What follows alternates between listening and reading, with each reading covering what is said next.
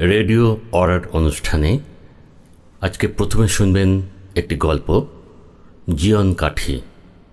রচনা সমাজ বসু। পাঠ করেছেন ভক্তিপ্রসাদ অধিকারী।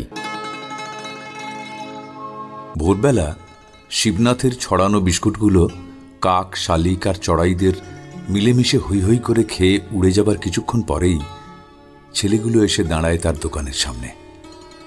তারপর শিবনাথ একে একে গরম দুধের ভাঁড় তুলে দেয় চারজনের হাতে।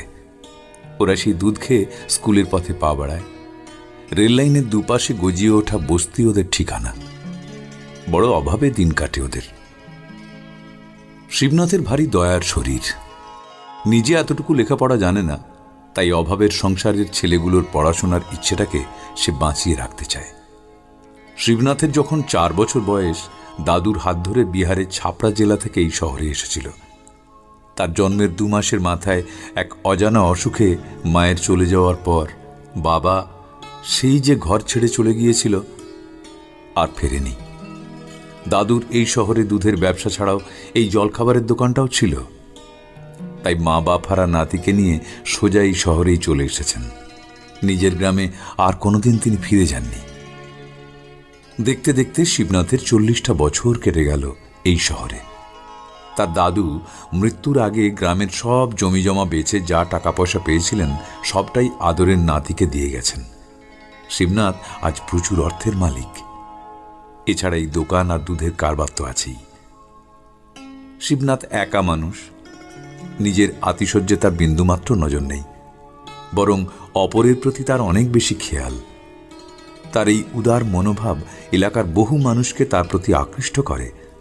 ছোট বড় সকলেই তাকে নিজের মানুষ বলে মনে করে। শিবনাথ কিন্তু বড় ধার্মিক মানুষ। সে শিব ভক্ত। ভোরবেলা গঙ্গা স্নান সেরে শিব মন্ত্র না পড়ে জল গ্রহণ করে না সে। এহেন বিশাল চেহারার এই মানুষটার প্রথম দর্শন সবার মনে ভয় আর সম্ভ্রম জাগায়। বড় বড় চোখ মেলে মোটা গোঁপ মুচড়ে মুখ খুলতেই যেন বাঘের গর্জন আছড়ে পড়ে। অথচ যার বাইরেটা এত কঠিন, মেলামেশার পর মনে হয় এ কোন শিবনাথ? শিশুর মতো সরল এক অন্য মানুষ। কিরে, তোদের পড়াশুনো কেমন চলছে? দুধের ভাঁড়টা এগিয়ে দিয়ে জিজ্ঞেস করে শিবনাথ। ভালোই হচ্ছে গো চাচা। দুধে চুমুক দিয়ে হরি উত্তর দেয়। আমি কালকে অঙ্কে 10 পেয়েছি। বিজুর কথা শুনে শিবনাথ ক্যালেন্ডারে মহাদেবের ছবিতে প্রণাম করে। শোন, সব সময় ভোলানাথের ওপর ভরসা রাখবি, বুঝলি? তোদের মঙ্গল হবে। তুমি তো আমাদের ভোলানাথ গো চাচা। কানু বলে ওঠে। খবরদার, এসব কথা একদম বলবি না। তোমার নামও তো শিবনাথ। তাছাড়া তুমি তো আমাদের সব সময় দেখাশোনা করো, তোমার ওই ভোলানাথের মতো। কানুর কথায় শিবনাথ চুপ করে থাকে। কি উত্তর দেবে সে ভেবে পায় না। স্কুলের দেরি হয়ে যাবে, এখন তোরা যা এখান থেকে। আর শোন, আজ তোদের মাখন পাউরুটি আর কলা দেব, খাবি তো? আমার পাউরুটি খেতে একদম ভালো লাগে না। 4 জনের ভেতর সবচেয়ে ছোট সমুর আবদার। ঠিক আছে, তুই না হয় আমার সঙ্গে 2টো কচুরি খেয়ে নিবি। এখন যা দেখিনি। শিবনাথের হুকুমে ওরা 4 বন্ধু দৌড় লাগায় স্কুলের উদ্দেশ্যে। শিবনাথ, তুমি পারো বটে। পরের প্রতি তোমার এত টান, নিজের সন্তান হলে কি করতে? ঘোষবাবু, ওরা বড় অসহায়। ওরা যে হাসতে হাসতে স্কুলে যায়, সেই দেখে আমার মনে হয় যেন আমি স্কুলে যাচ্ছি। জানেন তো, খিদে মানুষকে মানুষ থাকতে দেয় না। আচ্ছা শিবনাথ, তুমি এত ভালো হলে কিভাবে? আমরা তো তোমার মতো ভালো হতে পারি না। এ কি বলছেন চৌধুরীদা? কোথায় আপনারা আর কোথায় আমি? আপনারা সব লেখাপড়া জানা বিরাট বিরাট মানুষ, আমি তো এক আনপড় আদমি। বলতে বলতে চায়ের ভাঁড় 2টো এগিয়ে দেয় শিবনাথ। তোমার মনের সঙ্গে হাতেরও জবাব নেই শিবনাথ। চায়ে চুমুক দিয়ে ঘোষবাবু বললেন। আস্তে আস্তে শিবনাথের দোকানে ভিড় বাড়তে থাকে।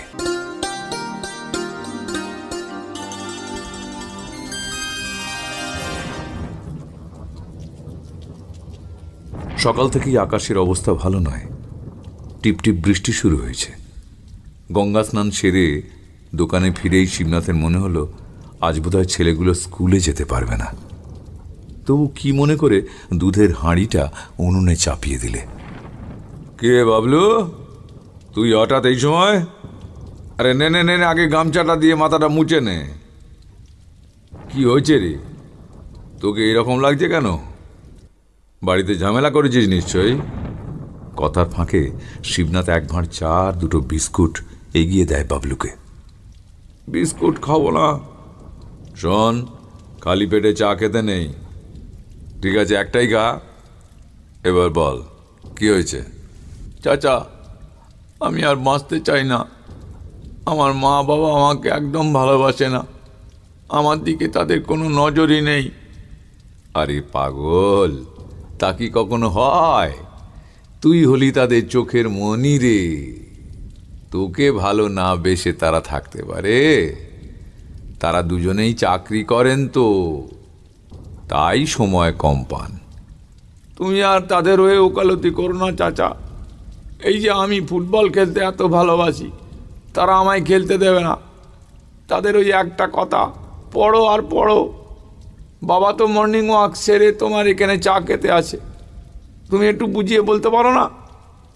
ও, তার মানে তুই লেখাপড়া না করে শুধু খেলবি, তাই তো? ঠিক আছে, এখন তুই যা, যা করার আমাকেই করতে হবে দেখছি। বাবলু চলে যাবার পর আকাশ পরিষ্কার হতেই রোজকার মানুষগুলো একে একে শিবনাথের দোকানে ভিড় জমাতে শুরু করলো। কি দিন এলো, হ্যাঁ? বাচ্চা বাচ্চা ছেলে মেয়েগুলো স্কুলের ভেতর নিজেদের শেষ করে দিচ্ছে একেবারে। মা বাবার কথা কেউ ভাবছে না। সেনবাবুর কথা শেষ না হতেই শিবনাথ মুখ খোলে। আপনারা সবাই অনেক লেখাপড়া জানা মানুষ, আমি কিছুই জানি না। তবে আমার মনে হয় আপনারা নিজেদের ইচ্ছেটাকে ছেলে মেয়েদের ওপর চাপিয়ে দিচ্ছেন। বেশি নম্বর পাওয়ার চেষ্টায় তাদের স্বাভাবিক জীবনের ব্যাঘাত ঘটছে। সেই দিকটাতে আমাদের তো কারো নজর নেই। শিবনাথের কথায় সবাই বিস্মিত হয়ে যায়। কারো মুখে কোনো কথাই সরে না। শিবনাথ, আমরা অবাক হয়ে যাচ্ছি, তুমি এত কিছু জানলে কি করে? প্রবীণ ভৌমিকবাবু তার বিস্ময়ে উগরে দিলেন। আমি জানি না আমি কি বলছি, তবে সবাইকেই 100 নম্বর পেতে হবে তার দিব্যি কে দিয়েছে? বড় হলে কে কি হবে তা কেউ বলতে পারে? যদি কেউ ডাক্তার হতে চায়, ইতিহাস ভূগোলে সে কম নম্বর পেলে কি ক্ষতি হয়ে যাবে? ঠিকই তো, ঠিকই তো, শিবনাথ একদম ঠিক বলেছে। দু চারজন সায় দিলেন। তারপর ধরুন খেলাধুলো কারো খুব প্রিয়, সে তো একদিন অনেক বড় খেলোয়াড় হতেই পারে। এখন বলুন তো, অঙ্কে 100 নম্বরে তার খেলা কি আরো ভালো হবে? না বরং অঙ্কে নম্বর তুলতে গিয়ে সে খেলায় মন দিতে পারবে না। শিবনাথ, তোমার জবাব নেই। তোমার মতো আমরা কেন ভাবতে পারি না বলো তো? এতক্ষণ মাথা নিচু করে বসে থাকা তাপসবাবু, বাবলুর বাবা, উঠে গিয়ে শিবনাথের হাত দুটো ধরে বললেন, শিবনাথ, তুমি একজন আনপড় মানুষ হয়েও যেভাবে জীবনের কথা শোনালে, আমি কোনোদিন সত্যি ভুলব না। বাবুও, ছেলে মেয়েদের সঙ্গে বন্ধুত্ব করুন, বুঝলেন? তারা কি চায় জানুন। তাদের কাছে 100 নম্বর না চেয়ে তাদের পছন্দের দামটা দিন না। দেখবেন তারা কেউ আপনাকে কাঁদিয়ে চলে যাবে না, আপনাদের মান রাখবে। তাদের জন্য আপনারা একদিন গর্ববোধ করবেন। তাপসবাবুর মতো অনেকেই মনে মনে সন্তানদের প্রতি তাদের অবিচারকে নিজেরাই দুষতে শুরু করেছেন। শিবনাথ, গত জন্মের যাবতীয় পুণ্যি নিয়ে তুমি এসেছো, তা না হলে এই বোধ তো হতে পারে না। আমরা এত বই পড়েও যা শিখতে পারিনি, তুমি তা অনায়াসেই শিখতে পেরেছো, বুঝতে পেরেছো জীবনের আসল মানেটা কি। ভৌমিকবাবুর অকপট স্বীকারোক্তি। বাবু, এসব বলে আমায় লজ্জা দেবেন না গো। আমি হয়তো ভুল বলে ফেলেছি, আসলে আসলে সব ছেলে মেয়েদের প্রতি আমার একটা টান আছে কি না। অনেকেই আসে, কথা বলে, তাদের কথা শুনে আমার মনে হয় তারা অনেকেই ভালো নেই। তাদের সবার উপর ভীষণ চাপ, ভীষণ চাপ। হয়তো সেই চাপ থেকে তারা মুক্তি পেতে চায়। শিবনাথকে থামিয়ে দিয়ে ঘোষবাবু বললেন, শিবনাথ, মানুষের মন বোঝার ক্ষমতা কজনে থাকে বলো দিকিনি? তুমি তো সবাইকে ভালোবাসো, তাই তো তোমার এই দৃষ্টিভঙ্গি। আমার মনে হয় কি জানেন বাবু, মা বাবারাই সন্তানদের জীবন কাঠি। তাদের স্নেহ, যত্ন আর মমতার ছোঁয়াই তো জীবন কাঠি। তোমার কথা যতই শুনছি আমরা অবাক হয়ে যাচ্ছি শিবনাথ। এতদিন তোমাকে এলাকার পরোপকারী সজ্জন মানুষ বলেই জানতুম, এখন তো দেখছি তুমি একজন মনোবিদও বটে। তাপসবাবুর কথায় বেশ একটা আনন্দের স্রোত বয়ে গেল। তাপসবাবু, আমার একটা কথা আপনি রাখবেন? শিবনাথ প্রশ্ন করে বসে তাপসবাবুকে। বলো শিবনাথ, তোমার কোন কথা আমায় রাখতে হবে? আপনার ছেলে বাবলু খেলায়ন্ত প্রাণ। ও ফুটবল খেলতে পারলে আর কিছু চায় না। শিরায় শিরায় ওর ফুটবলের নেশা। ওকে প্রাণ ভরে খেলতে দিন না। দেখবেন বাবলু একদিন অনেক অনেক অনেক বড় খেলোয়াড় হবে, দেশের হয়ে খেলবে। বাবা হিসেবে একদিন গর্বে আপনার বুক ভরে যাবে।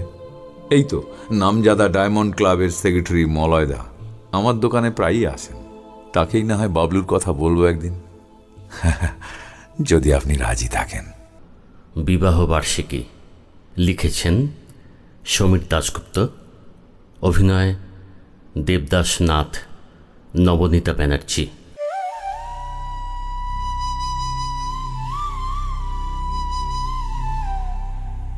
পেপারটা কোথায়? এই তো হ্যাঁ হ্যাঁ, 22শে এপ্রিল, 9 বৈশাখ, 14। হ্যাঁ, এ কি রে বাবা, শেয়ার বাজারে ধস, প্রভিডেন্ট ফান্ড সুদের হার কমেছে। ধুর, কাগজ খোলার জো নেই, শুধু টাকার মূল্য কমছে আর কমছে।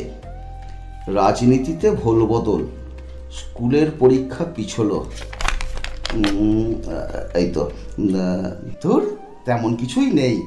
তবে ভালোর মধ্যে হলো মাতৃভাষা আন্দোলন জোরদার। রাশিফলটা কোথায়? এই যে, হ্যাঁ, রাশিফল পীড়া ও দূরভ্রমণ। ধুর, রোজ একই খবর, ফালতু ব্যাপার। এই নাও চা। শোনো অলিনা, চা নিয়ে কোনো খবর নেই। এই রসিকতা রাখো, আজ একটু ভালো মন্দ বাজার করো তো। কেন সোনা, ঘ্যাঁট ঘন্ট মুখে আর রুচ্ছে না? আরে বাবা, তা নয়, তবে কি? প্রথম পাতার খবরটা দেখেছো? প্রভিডেন্ট ফান্ডে সুদের হার কমেছে। দেউলে করে দেবে, বুঝলে, দেউলে করে দেবে। রিটায়ার করলে নুন ভাত জুটবে না। দেখো, খরচ কমাও, একটু সাবধান হও। ওই কাটো আর ডাঁটা মুরগির ঠ্যাং মনে করে চিবোবে। আর কোনো খবর দেখোনি? কি আর দেখবো, খালি কেচ্ছা কাহিনী। এর সঙ্গে ও ভাবছে তার বউ। তা তোমার নজরে পড়বে কেন? কচি বউ হলে ঠিক চোখে লাগতো। তুমি মাইরি দরকচা হয়ে গেছো, একবারও বলেছি বলো? বলনি, বলবে। থাক, ভাবতে লজ্জা করে। তোমার মতো মানুষের সঙ্গে বিয়ে হয়েছিল আমার। আহা, কি যে ছিঁড়ি।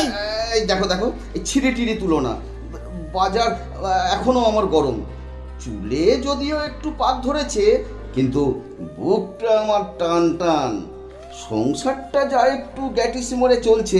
আর হ্যাঁ, তুমি বলো যে, মানে তুমি ছাড়া অন্য কোনো মেয়ের মুখ তো দূরের কথা, পায়ের দিকে পর্যন্ত তাকাই না। না, তাকাওনি আবার। তোমার ওই লেখা জোকার মতলব তবে কিসের জন্য শুনি? মতলব মানে? সংসারের সঙ্গে চাকরি, মাঝখানে বালি সিমেন্টের মতো 2-4টে গল্প পদ্য লেখার অভ্যেস আটকে রেখেছি। ছেলেটা বড় হলো, একবার ওর স্কুল, টিউশন, পড়াশোনা এসব নিয়ে ভেবেছো? নিজের তালে মত্ত হয়ে আছো। থাক, কি খবর দেখতে হবে বলো তো? খোলাই তো আছে, 2য় পাতার ডান ধারের কোণের কলামটা দেখো, মন দিয়ে দেখো।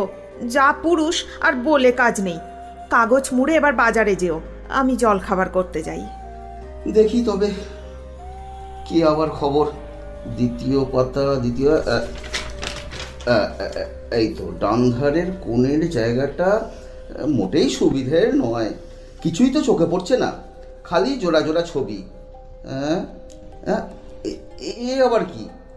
আমার ছবি, সঙ্গে বাবা মার বিবাহ বার্ষিকীতে অভিনন্দন, শ্রদ্ধা সহ ছেলে ও ও এরপরে ফাঁকা, নাম নেই। ব্যাটা ধুরন্ধর বটে, যে মেয়েটাকে বিয়ে করবে তার নামটা আর দিতে পারেনি, ও এর পরে জায়গা রেখেছে। যাক, ভালোই হয়েছে, কাগজে তবু ছবি তো একবার উঠলো। এইবার আবার কি আবদার করবে কে জানে। মা বেটায় ট্যাগ হালকা করে দিলে। কে দেখি তো কোন কলমে। কি গো, কি গো শুনছো? আরে আরে সর্বনাশ ঘটে গেল। কি হলো? আরে মুখ পোড়া কি করেছে, তাড়াতাড়ি তাড়াতাড়ি শোনো। চেঁচাতে হবে না, এসেছি, বলো। আরে মুখ পোড়া কি কি করলে? কুকুর বাঁদর মুড়ি মিছরি গুড় পাটালি সব এক করে দিলে হে। আহ, কি হলো বলবে তো? কি আবার হবে? ছবিটা কোথায় ছেপেছে দেখেছো? না। দেখো দেখো, এই দেখো, এই দেখো, ভালো করে দেখো, যেখানে মরে গেলে ছবি ছাপা হয় সেখানে ছেপেছে। কই দেখি। তবে কি চেঁচাচ্ছি সাধে? বিয়ের সময় শ্রাদ্ধের মন্ত্র চালিয়ে দিয়েছিল তোমার ওই ছোট ভাইটা, আর তোমার ছেলে মরার পাতায় ছবি ছাপিয়ে 16 কলা পূর্ণ করে দিল। বুদ্ধিটা কার শুনি? হ্যাঁ, বুদ্ধিটা কার? ছেলের। ছেলের না মেয়েটার? যা করেছে বাড়িতে বউ হবে বলে। এ কি অনাচার রে বাবা! কাল অফিসে যাবার আগেই দেখবো শোক সভা শুরু হয়ে গেছে। আধ ঘন্টা কর্মবিরতি। ভাবলে ভাবলে আমার কান টান একদম সব গরম হয়ে যাচ্ছে। শোনো না, যাগে, যা হবার হয়ে গেছে, কি আর করা যাবে? আলবাদ যাবে, আলবাদ যাবে। মরার পাতায় নাম উঠেছে, ওই আনন্দে নাচো, 2 হাত পা তুলে নাচো। তা নয় তো কি, তোমার তো মনেই ছিল না আজ আমাদের বিবাহ বার্ষিকী। মনে করিয়ে দিলাম, এই না কত। শোনো, বিয়ের আগে আমার ছবি ঢের উঠেছে, একটাও তো দেখাতে পারলে না। আরে ছবি মানে মনে মনে ছবি, কল্পনায় কবির নারীর ছবি। প্রেম করেছিলে? না। গলা টিপে দেব, সত্যি করে বলো। করিনি বললাম তো। এসো, তোমায় দেখাচ্ছি, ঢিট করে দেব মিথ্যে বললে। যাও যাও, খুব হয়েছে, বাজারে যাচ্ছি। তবে ওই ঘ্যাঁট ঘন্টই খেতে হবে। 2 দিন আগে মনে করালে পাঁঠার মাংস খেতে। কি? খামোখা বাজার গিয়ে লাভ কি বলো দেখিনি? তোমার ওই বাপের বাড়ির কালো মেজদা ছোটদা সব 4-5টা করে বাচ্চা নিয়ে দূর দূর দূর দাঁত বের করে এখানে হাজির হবে, আর হাতে একটা সিগারেট গুজে দিয়ে সারাদিন ফিনফিনে পাঞ্জাবি পরে বোনের বাড়ি রো আপ করবে। বাজার যাও, 3 কেজি মাংস কিনবে। হ্যাঁ, 3 কেজি? 300 কিনবো, তাতে হয় হবে, না হয় ডিগবাজি খেয়ে বাড়ি পাঠাবে। মগের মুলুক। ঝগড়া করো না, বিশেষ দিন আজকে। তোমার জীবন ধন্য করে মা লক্ষ্মীর মতো আমি এসেছিলাম বলে তোড়পে যাচ্ছ। থাকতে তো দরমার ঘরে, কাঠ বাঙাল। এই ঘটির মেয়ে এলো বলে প্রমোশন হলো, বাড়ি হলো, ছেলে হলো, আর এখন আর কদর করবে কেন? আহারে, তোমার গলায় মালা না পরালে তোমার পরের বোনগুলো উতরে যেত না। ওই তো ছোড়াগুলো তখন একটু একটু বয়স, ওদের হাতে ধরে চাকরি দিলাম, একেবারে 4 শালা। ভাবা যায় ঘটির ঘরে দম কত?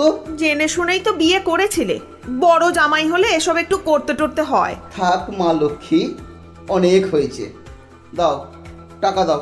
টাকা? হ্যাঁ সোনা, টাকা। নিজের পয়সায় করো? খাবে তোমার গোষ্ঠী শুদ্ধ বাড়ি, আর আমার প্যান্টুল খুলে ছাড়বে? না না না, সে নয়। আচ্ছা ঠিক আছে, নিজের পয়সায় নয়, আজ বাজার করছি, কিন্তু 5 ফরমাস খাটতে পারবো না। দাও, থলে দাও, ফিরে এসেই আবার লিখতে বসবো। খুব হয়েছে, চুপ করে বসো তো। কেন? ছেলে সকালবেলা বাজার করে এনেছে, ওই ওর মামারা একটু পরেই আসছে, ওদের আনতে গেছে। তোমার ভাইরা যা এক একটা সব পিস না। সারা বছর একটাও শাড়ি কিনতে হয় না, ভাইরা আছে তো, বুঝবে কি করে? বিয়েতে পেয়েছিলে, ওগুলোই ভাইদের নামে চালাচ্ছ। 22 বছর আগে বিয়ে করেছিলে, দরদ থাকলে এ কথা বলতে না। একবারও খোঁজ নাও আমার, কোথায় যাও নিজের তালে, আমার জন্য খেয়াল থাকলে আজকের দিনটাও মনে রাখতে। দেখো দেখো, রোয়াব নিও না, বেনারসি জামদানি কাতান আতান সব তো পুজোয় গুছিয়ে নাও। এখন আর নিই না, ছেলের হায়ার এডুকেশনে সব খরচ হচ্ছে। বাজার না করে এখন কি তবে মাংসের পেঁয়াজ ছুলবো? চায়ের দোকানে একটু আড্ডা হতো, সেটাও গেল। আজকে আড্ডা ফাড্ডা চলবে না। লেখালেখির সাকরেদরা এলে বলে দেবে আজ আর বাড়িতে আড্ডা নেই। বাহ, ওরা আসে বলেই তো। চায়ের পিণ্ডি দান হয়, খালি আড্ডা আর চা। বাপ গেলে দেখিনি পুরুষ মানুষ এমন বসে বসে আড্ডা দেয়। এই এই শোনো শোনো, তোমাকে নিয়ে না কালকে গিলে করা কবিতা লিখেছি। গিলে করা কবিতা? হ্যাঁ। মরণ দশা? আরে ওই যে পাঞ্জাবির হাতার মতো কোচকানো কবিতা, ছন্দ পদ্য পাইল করে এক ধরনের ছুচ্ছুর। থাক, ওরা এলে শুনিও। শোনো না, তুই একবার শোনোই না বাবা। তোমার যত উদ্ঘুটে বুদ্ধি বাপু, একবার চামচ নিয়ে গল্প লিখলে। ওই তো খেলা, লেখাটা ছাপার পর 500 টাকায় তোমার ননির গয়না কিনে দিয়েছি। যত সব। কতদিন কেটে গেল বলো তো লীনা, আয়নার সামনে দাঁড়ালে বুঝতে পারি বয়স হচ্ছে, তুমিও মোটা হচ্ছ। আর তুমি মোটা হওনি? হ্যাঁ, ঢেকির মতো পেট হলে আর অফিস করতে পারতাম না। টেনে গুঁতো খেয়ে খেয়ে পেট পাপোশের মতো চ্যাপটা হয়ে গেছে। রসিকতা তবু কমেনি। ডাঁটার মতো ধরে রেখেছি। আর লীনা, এই রসিকতা জীবন থেকে হারিয়ে গেলে আমার লেখাও হারিয়ে যাবে। এই ছেলেটা কেমন কাগজে ছবি ছাপিয়েছে দেখেছো? অবাক করে দিলে। আর তোমাকেও আমি অবাক করে দিয়েছি, মরার পাতায় ছবি দেখিয়ে। তার মানে? আরে বাবা, ছবিটা ছিল শ্রদ্ধা কলমে, তোমায় দেখালাম শ্রাদ্ধ, তুমিও তাই দেখলে। এই হলো আনন্দের রসিকতা। যাও, বদমাইশি করো না। শোনো না, তোমায় একটা কাজ করতে হবে। হুকুম করো। লক্ষ্মী ছেলের মতো বিছানাটা তুলে দাও, আমি বাজার নিয়ে কলতলায় যাচ্ছি। ব্যাস হয়ে গেল। বউ যেন পরমানন্দ, সাধে গন্ধে ভরপুর। বিছানা তোলার হুকুম, এই জানলে সকালে উঠে সরে পড়তাম। কি গো, বলছি বিছানা তুলেছি, এবার চা দাও, না হলে চিৎকার করে বাড়ি ফাটাবো বলে দিলাম। দরকার হলে তোমায় ফাটাচ্ছি তোমায়। কিরকম বেয়াক্কেলে মানুষ তাই ভাবি। বছরে একটা দিন তাও মনে থাকে না, মনে করাতে হয় বিয়ের দিনটা। কিছু বললেই আবার অভিমান করবে, কথা বলবে না। বয়স হলো অথচ শিশুদের মতো।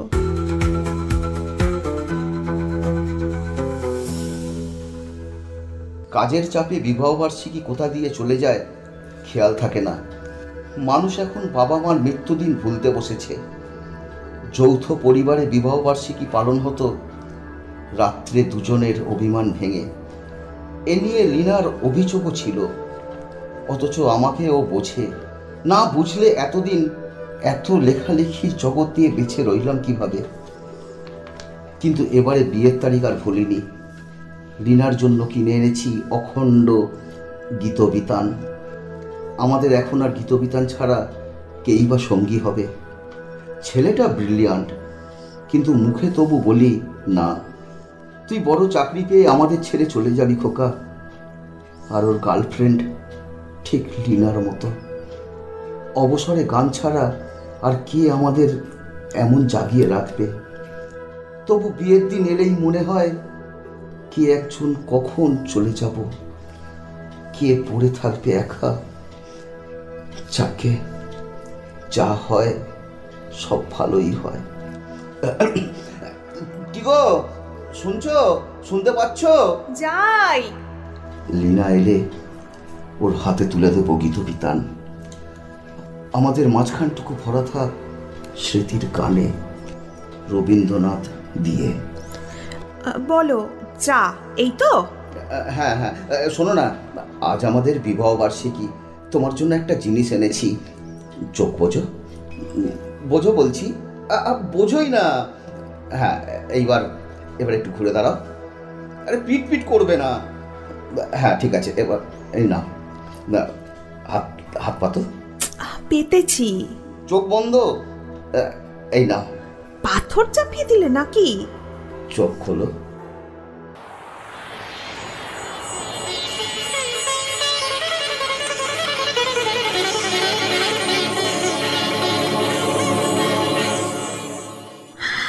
গীতবিতান?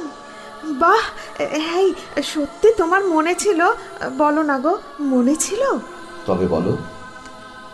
কাল ওই জন্যই অফিস ফেরতের পর তোমার ব্যাগ ঘাটতে দিইনি। বলেছিলাম অফিসের জরুরি ফাইল আছে। কি সারপ্রাইজ হলো তো? আমি না ভাবতেই পারছি না। তাই বলো সমীর বাবু, তোমার পেটে পেটে এমন বুদ্ধি। লীনা, গীতবিতান ছাড়া তোমায় আর কি দেওয়া যায়? বাবু সোনা এখন বড় হয়েছে, অবসরে আবার গান অভ্যেস করো, গলা ছেড়ে গাইবে, ব্যর্থ প্রাণের আবর্জনা পুড়িয়ে একদম পুড়িয়ে ফেলবে। গাইব, তুমি শুধু দেবে আর আমি বুঝি কিছু দেব না? কি ছেলে মানুষই করছো লীনা?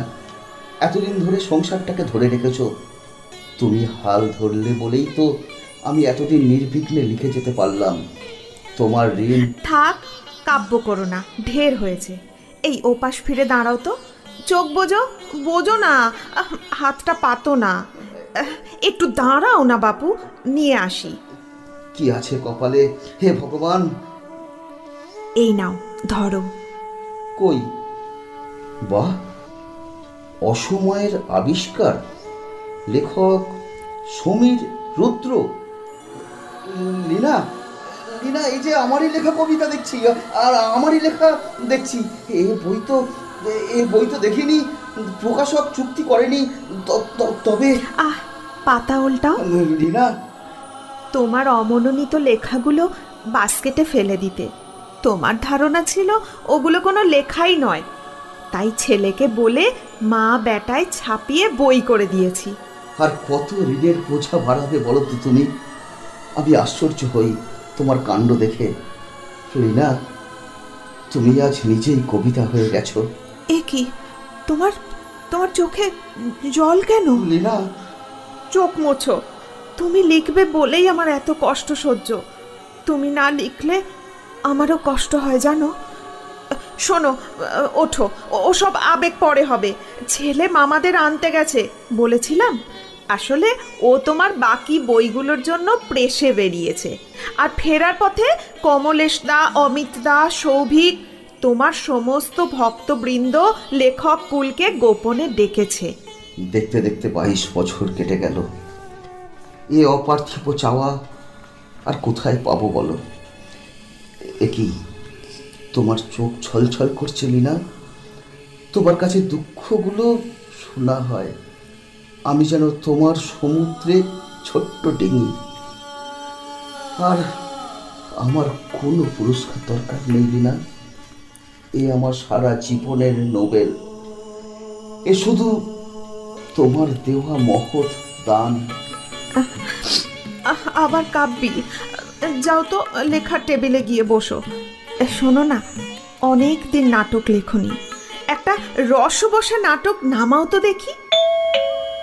কে যেন ডাকছে। যাই। আরে যাচ্ছি। আরে কমলেশ দা, সৌভিক দা, এসো আসুন। তাহলে আজ আড্ডা শুরু। যাও, দাদা ভিতরে আছে। দেখো দাদার নতুন কাব্যগ্রন্থ বেরিয়েছে। আচ্ছা, ঢোকার সঙ্গে সঙ্গে চায়ের হুকুম। বেশ, যাও তো যাও, চাও যাবে। মনে হচ্ছে কত হাজার বছর পেরিয়ে আমি আর লীনা অনন্ত ভালোবাসা নিয়ে পৃথিবীকে বুকের ওপর বেঁধে রেখেছি। এমন অভাবনীয় ভালোবাসা আর সহযোগিতা না থাকলে কবেই হয়তো হারিয়ে যেতাম। তুমি গ্রেট লীনা, তুমি গীতবিতান। আমার প্রাণের মাঝে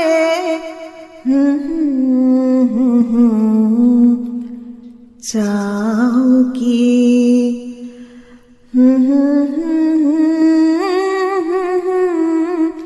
সুধা আছে, চাও কি?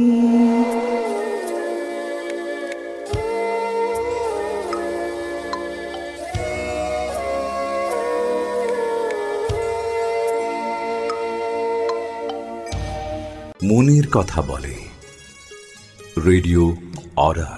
শুনতে থাকুন রেডিও অরার অনুষ্ঠান প্রতি শনিবার বিকেল ঠিক 5টায় আপনার প্রিয় রেডিও অরা ইউটিউব চ্যানেলে।